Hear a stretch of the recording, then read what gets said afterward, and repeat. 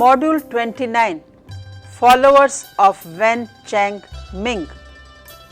I, Dr. Rita Pratap, former head of the Department, Drawing and Painting, University of Rajasthan, Jaipur. I am going to speak on the followers of Wen Cheng Ming. Wen Cheng Ming was considered the most influential painter of his day.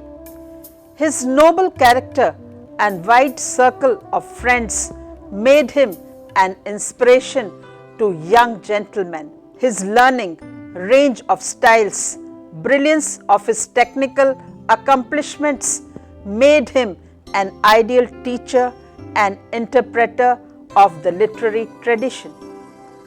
Wen Chia, Wen Po Jen, Chao Chen, Tang Yin, and Chiu Ying were ardent followers of Wen Cheng Ming.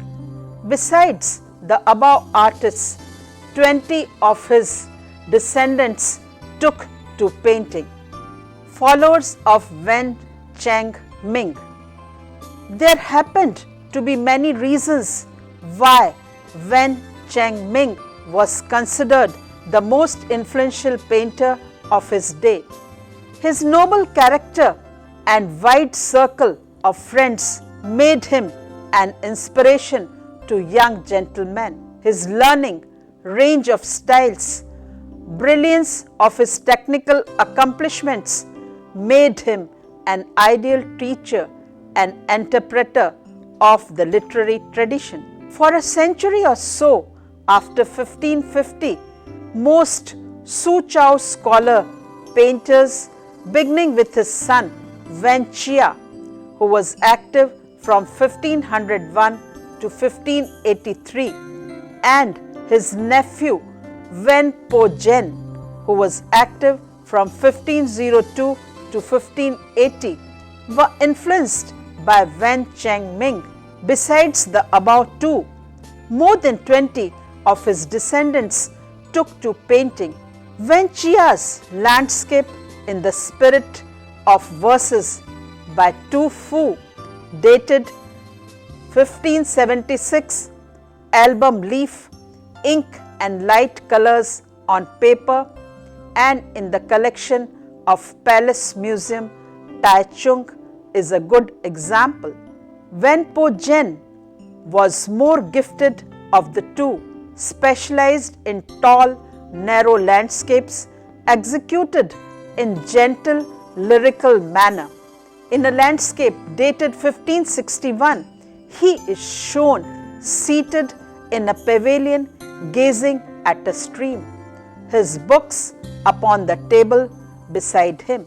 The light feathery brushwork and fresh color show clearly the influence of his famous uncle. He sits in pavilion gazing at a stream, his books upon the table beside him. Wen Po Jen himself was a wild and quarrelsome character, heartily disliked in the Suzhou district. The fact that no trace of his ill nature appears in his paintings is an indication to the extent to which, among the literati in general, expression of feeling was controlled by the discipline of style. Chao Chen, Tang Yin, and Chiu Ying in the early 16th century, at a time when the professional and amateur branches to painting were moving in such divergent directions, a trio of highly gifted artists took a position between the two factions and set out to reconcile them. These three artists occupy a position in the mid-Ming painting, somewhere between the Qi school and the professionals on one hand and the Wu school scholar painters on the other. They are sometimes called as neo-academicians, and sometimes, because of their style, which were compounded from various sources, the Aesthetics, because of the close personal association and similarities in their styles, these three are best treated together. Chao Chen. Chao Chen, active about 1500 to 1535, who was probably the oldest of them, is said to have been the teacher of both Tang Yin and Chiu Ying. He was born in Suzhou and learnt painting from master now forgotten and lived as professional painter. He received little notice from the critics, who were prejudiced in favor of their own literary class. His connection with Tang Yin's probably brought him into contact with members of the circle of Wen Chen Ming, to which Tang Yin had easy access, and a definite literary flavor is to be felt in certain of his works. The chief source of his style, however, was the landscape of Li Tang, who had been strangely neglected since Shung dynasty. The literary painters professed an admiration for and dependence on the northern Shung and earlier masters, especially Tung Yuan and Chu Jian. The Qi school artists followed the southern Shung academy, especially the styles of Ma Yuan and He Kui. It was logical, perhaps too much so to have entered their minds at all, that painters who attempted to bridge the gulf between these schools should turn to the transitional era of Shung painting, during which the northern Shung austerity had relaxed, but the apogee of the romantic day yet ahead, the era dominated by Li Tang. Chao Chen modelled his style on that of Li Tang.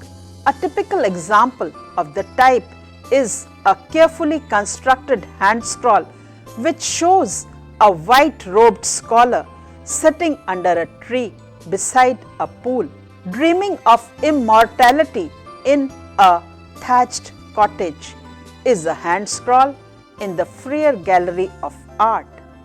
It bears an inscription signed Tang Yin, but there are sound reasons for doubting the authenticity of this inscription and attributing the painting instead of Chao Chen, with several of whose work it agrees closely in style.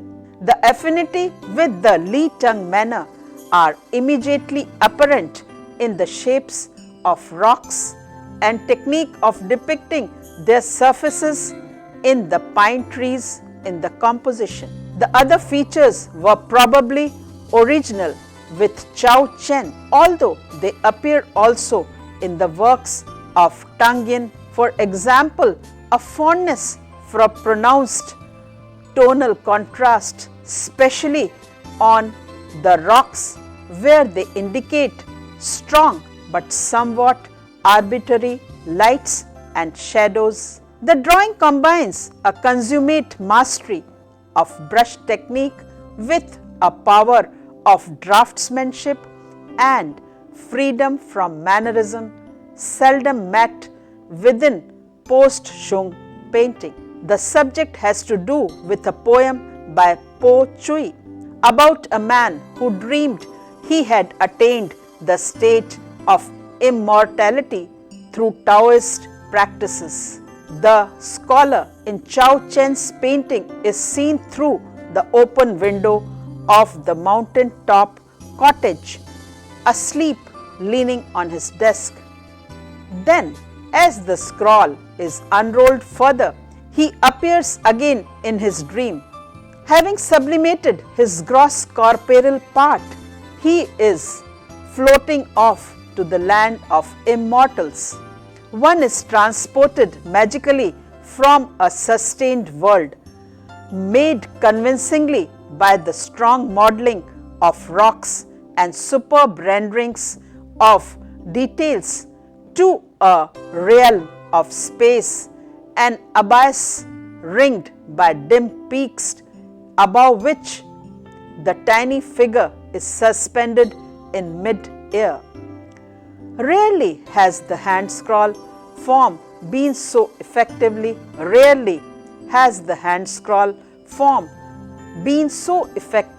employed. It is said about Tang Yin that when the demand for his pictures became greater than he could fulfill, sometimes asked Zhao to paint them for him. His careful control brushwork can be found in numerous hand scrolls and hanging scrolls, on both silk, on paper, well composed and full of rich detail. He painted landscape, but if at all he did paint figures, they would illustrate edifying tales of the past, scenes from famous poem or members of his own class. But his interest in the lower classes, whether sympathetic or critical. An example is a hand scroll of beggars and street characters, dated to 1516.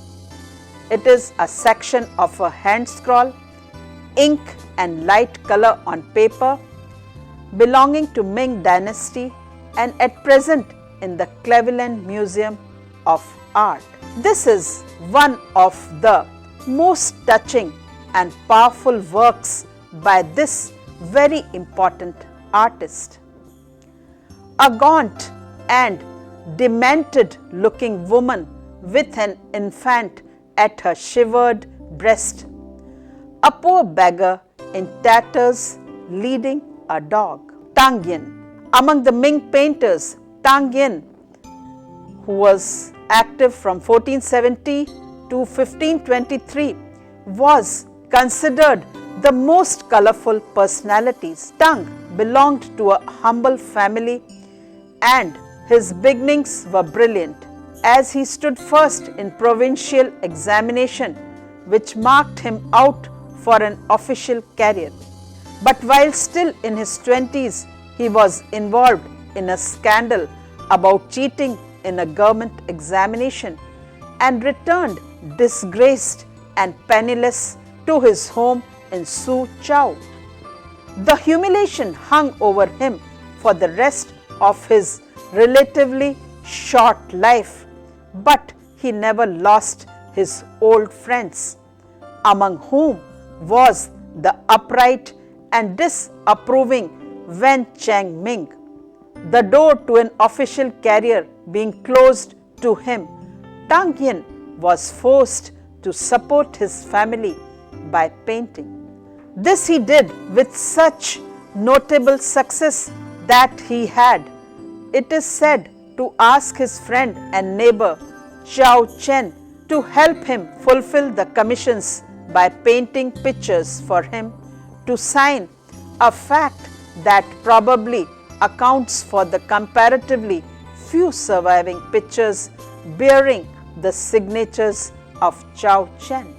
Artistically, Li Tang stands in between that some of his works are in a thoroughly scholarly style and taste. Others follow the more professional Li Tang derived manner of Zhao Chen. Tang Yin's small picture hanging scroll, Palace Museum collection, Taichung, titled Clearing After Snow in a Mountain Pass, is patterned upon another Li Tang painting type.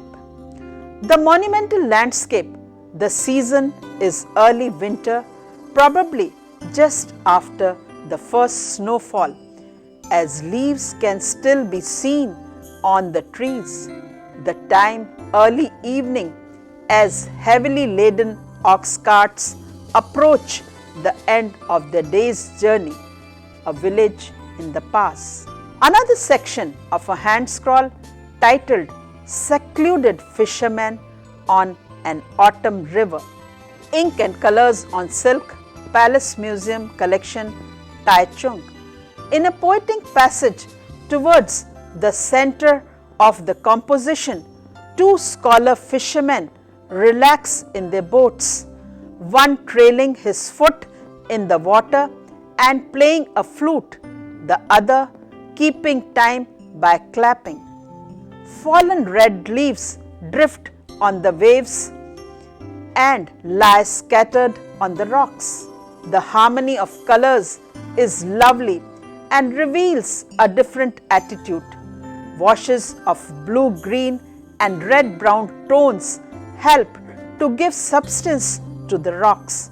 Its texture is conveyed by short strokes in ink derived from Li Tang's axe cut tusun and applied like leaves with a partially dry squeezed brush. Tissot P. Ming critique speaks of Tang Yu's brushwork as more refined than that of Li Tang. Another characteristic work by Tang Yin is a big hanging scroll titled Strolling Across a Summer Stream. It is in the Royal Ontario Museum, Toronto. Its scraggy mountains and monumental design were inspired by the great masters of the early northern Shung dynasty. The precise drawing of trees and close textured rocks were derived from Li Tang by the way of Chao Chen, and the decorative color also recalls the academic tradition.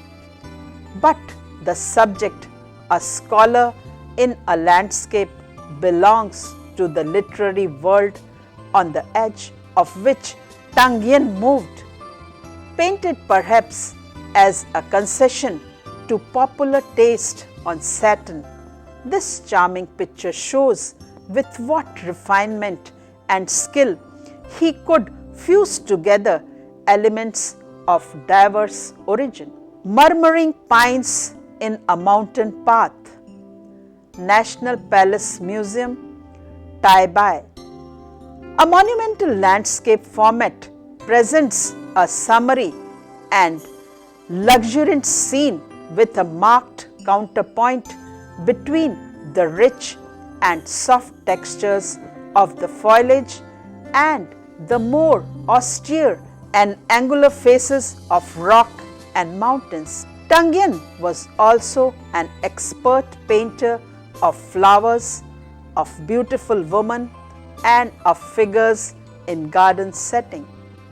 His landscapes and figure studies are up to date, copied and imitated by a host of anonymous professionals up to recent times. Thus, most of Tang Yin's painting, like those of the Shung masters, are on silk, the characteristic medium of the conservative northern painters. The scholarly painters of the southern school tended to work on paper.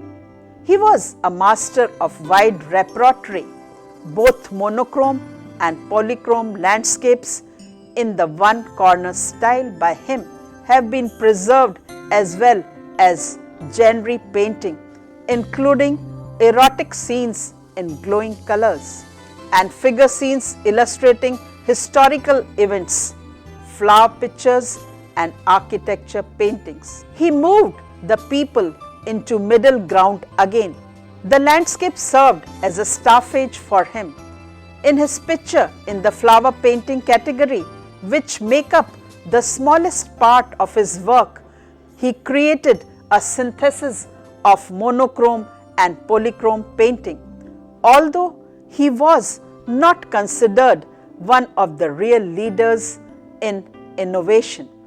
An example is of a chrysanthemum and bamboo, ink and light color on gold paper, fan leaf, and at present in the SMBPK Museum, Berlin.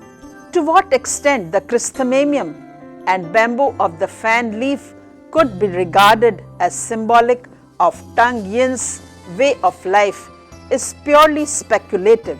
Possibly in the bamboo an embodiment of the ideal of noble, and in chrysanthemum a symbol for the secluded life of the poet Tao Yuan Ming. He saw a metaphor for his failure as a noble-minded official. In this picture, the characteristic style of calligraphy is noticeable in writing near the bamboo, just as it strikes one that blooms are filled in with color inside an outline. But the chrysanthemum leaves were done without drawing an outline. Strong contrasts are produced by the shape of the dark bamboo, the climbing blossoms, and the soft silhouettes of further bamboo shoots. His model for calligraphy was Chao Meng Fu. In painting, he followed the contemporaries of Ming Chao Chen from Su Chao and Li Teng from Shung period. Chiu Ying, who was active about 1510 to 1551, student of Chao Chen, was a very popular painter of his time. He earned his living as an illustrator and lacquer artist as well as painter of commissions, was equally popular to pictures based in some way on Tang and Shung paintings. He is belied by an endless series of album leaves and scrolls representing aristocratic ladies in bright colors playing in park or puttering in houses pretty. Golden Valley Garden is a hanging scroll, ink on color on silk, belonging to Ming dynasty and in the Museum of Kyoto. Is one of pair of garden views which shows his conservative style at its height. Its subject is party in the famously lavish garden of 3rd century merchant prince Shi Chong. Figured awnings cover the wall and beneath them the host stands to receive his guests, surrounded by peacocks and peonies, symbol of wealth. Antique bronzes, rare fantastic rocks, ornamental trees and shrubs, and numerous servants. Chiu's painting, regardless of size, can be characterized as the works of great miniaturists, in which smallest brush sensitively used creates exquisitely refined detail. His scenes of women quarters in the palace, for example, are in the long tradition extending back by way of Qian Hussein and Chao Wen Chu to the Tang masters Cheng Hussein and Chao Feng. Perhaps the finest of his few surviving works in this genre is the long hand scroll Spring Morning in the Han Palace. It is a section of a hand scroll, ink and color on silk, and at present in the National Palace Museum, Taipei. In the scroll, a court painter is engaged in portraying an empress or imperial concubine. In the portion reproduced here, while her maids cluster around them like brightly colored birds, and 2 palace enchus stand guard outside. This is just the kind of painting for which Chiu was best known. In the standard biographical sketch of him says, Chiu's paintings were beautiful and elegant, full of delicate and graceful detail. The brushwork was so refined that the pictures looked as though they had been carved in jade. He was particularly skilled in painting gentlemen and ladies who looked as if alive. Chiu Ying's study of Shung ceramics and ancient bronzes enabled him to include extremely accurate depiction of these objects in his painting. Chiu Ying was also noted for archaic gold and blue-green landscape, ostensibly based on Tang masters, but actually more dependent on Chin Hussein's transformation of this manner. Excellent examples to be seen in the Museum of Fine Arts, Boston and Nelson Gallery, Kansas City. From a set of 4 seasons, 3 huge figure compositions survive. The summer scene, passing a summer day beneath banana palms, preserved in the Palace Museum collection. This painting portrays 2 scholars sitting on the ground in the shade of a banana palm and tall rocks escaping the heat. One plucks a kind of banjo, the other listens. A servant boy prepares flowers in a bronze vase nearby, signed as playfully drawn by Chiu Ying. His pictures, like Tang Yin, were widely copied, with the result that there are far more good forgeries than originals in existence. Lady in Pavilion overlooking a lake, dated to 1522.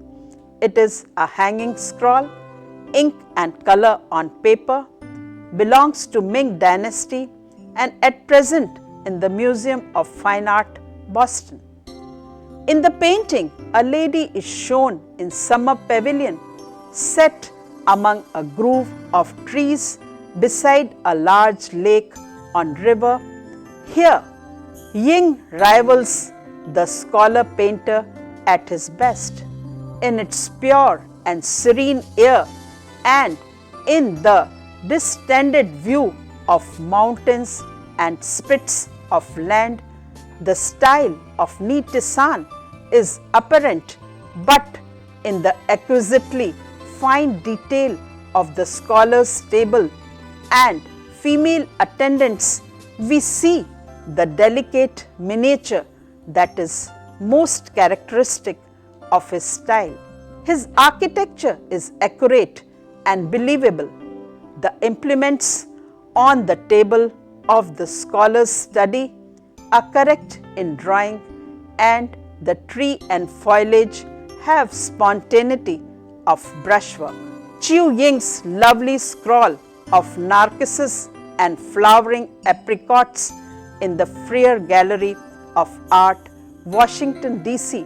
was painted in 1547 in the precise style known as Kung Pi Hua.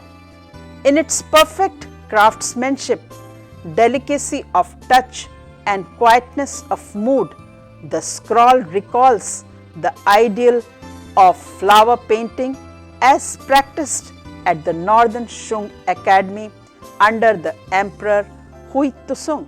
That it has been greatly admired can be seen from the number of seals it bears, which include those of the great Ming collector Hsiang Yuanping and most numerous and conspicuous those of the Qing dynasty Emperor Qianlong, who reigned from 1736 to 1796. Evening visit in the bamboo courtyard by Chiu Ying and inscription poem of Wang Chong, 1494 to 1533. Ink and color on gold paper in the summer of 1635 and at present in the SMBPK Museum, Berlin, is also measured by his imitations of Tang and Shung paintings, which some cases have survived only through his works, as well as by his portraits depictions of historical figures, genre scenes and landscapes. He enriched his landscape painting by a combination of monochrome ink paintings in the blue and green style. He thus united academy and scholar styles on one scroll or on one leaf. Chew's executed his work finally with precise detail, and his vivid and light colors were carefully graded. Almost without exception, his landscapes include figures, making the transition between the landscape and historical painting smooth flowing.